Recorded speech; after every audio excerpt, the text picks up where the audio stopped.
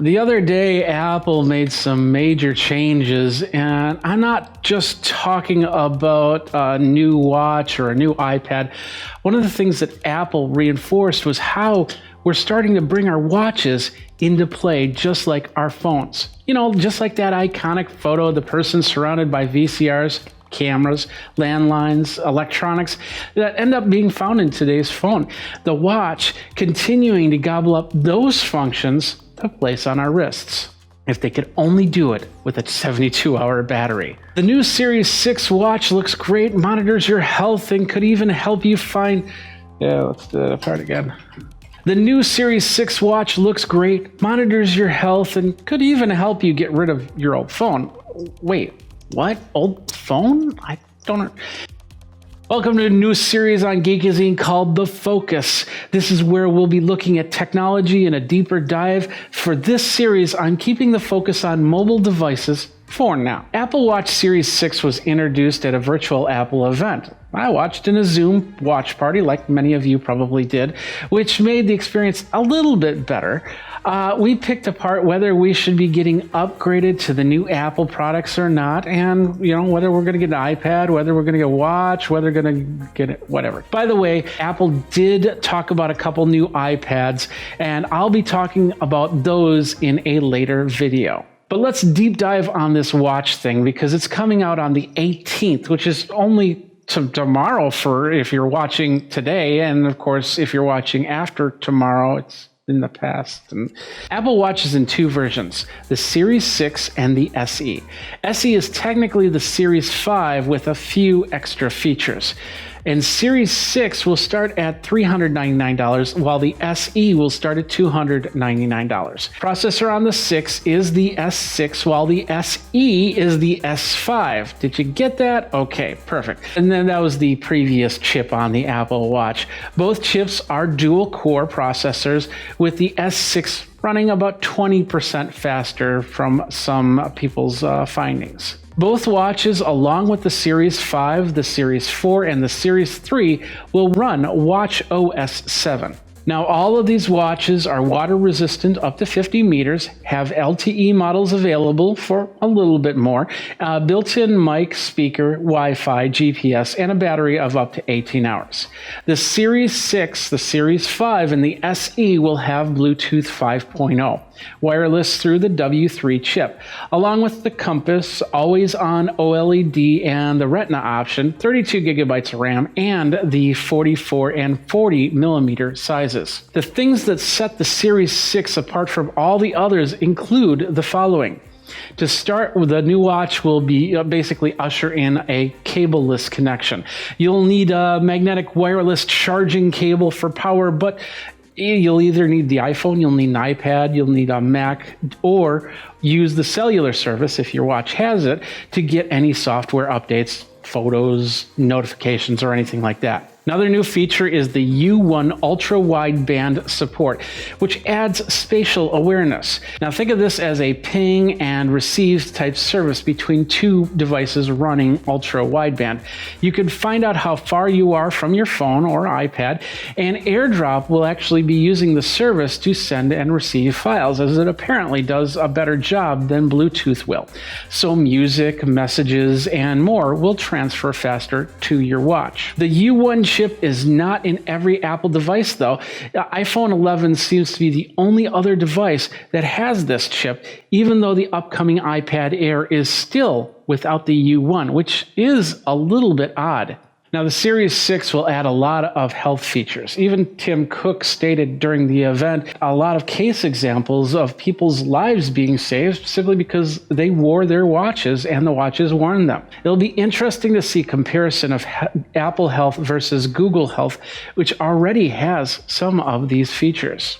Actually, even my bathroom scale has a few of these features. Do you have any other devices that also keep track of your health? Let me know by commenting below.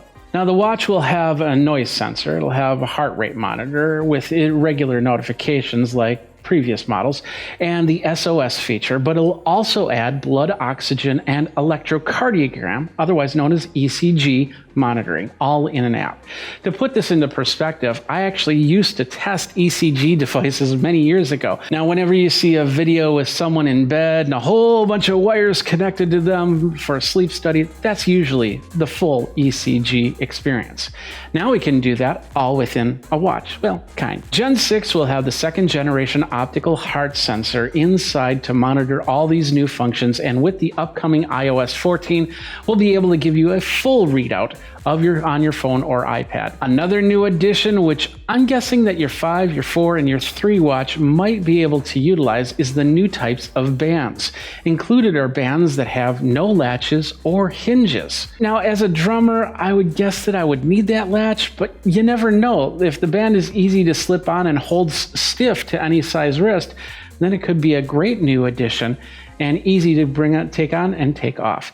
Keep in mind that the sensor needs to be as close to that skin as possible at all times for a fully accurate readout. Fitness apps have also been updated. You can stay motivated even if you cannot go to the gym.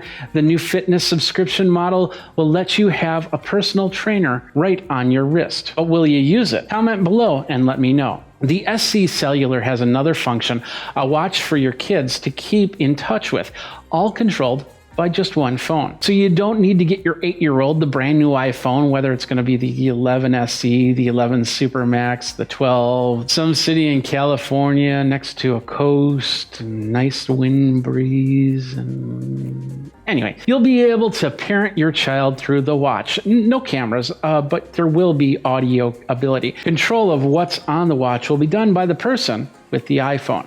Now, I could see some other really cool uses for it, like employees, not have their phone nearby, and then it's connected to a main phone communication hub that goes throughout maybe a warehouse or maybe, just on the road.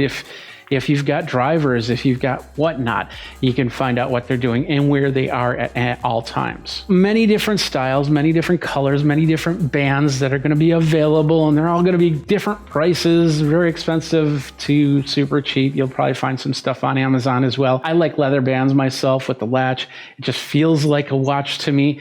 But what do you like for your watch face and watch bands to be? So here's what I like and what I don't like about the Series 6 watch. First, and this is personal preference, I am not a big fan of that square face. It just does not look good to me. It does not look like a watch. They want you to wear the device while sleeping, yet there's only an 18-hour battery. Keep in mind that 18-hour battery also depends on what you have on your watch. If you're loading it with apps, if you're getting tons of messages, if you're getting photos, if you're listening to tons of music, your watch battery will go to 14 hours or maybe even less. It'll also mean that it needs to fully charge in the time it takes you to shower and get ready for work. Well, that is, unless you work at home, then maybe that's not the case.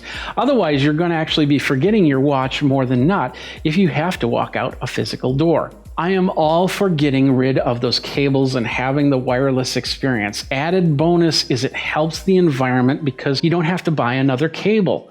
You don't have to recycle another cable. I also alluded to the possibility of getting rid of your phone. Now, could that be an option? Well, absolutely it can. If the watch is cellular and connects to your AirPods and your iPad can handle the apps and your CarPlay is going to connect and charge, a phone is just a bigger item that sits in your pocket that you don't need. The only thing the watch cannot do is take videos or photos. That would be the job of Apple glasses. Wait a minute. Sources say that the Series 6 chip is the same as the iPhone 11. It'll run 20% faster than the Series 5 chip. We won't be able to test all that until the watch comes out, though, and we will try to do so. With a plethora of color, new health features, a new fitness service, and a $399 price tag, will you be looking at that Series 6 watch? With these tumultuous times, that might not even be something that can be on your financial radar. For me, the watch is usually a no. But what feature are you waiting for before you decide to pull the trigger? Are you on Series 5? Will you go to Series 6? Are you on Series 4, 3, 2, or 1 and want to go to Series 6? Let me know by commenting below. And that's it for this first episode of The Focus on Geekazine. My name is Jeffrey Powers. Go ahead, like, subscribe, comment if you liked this video.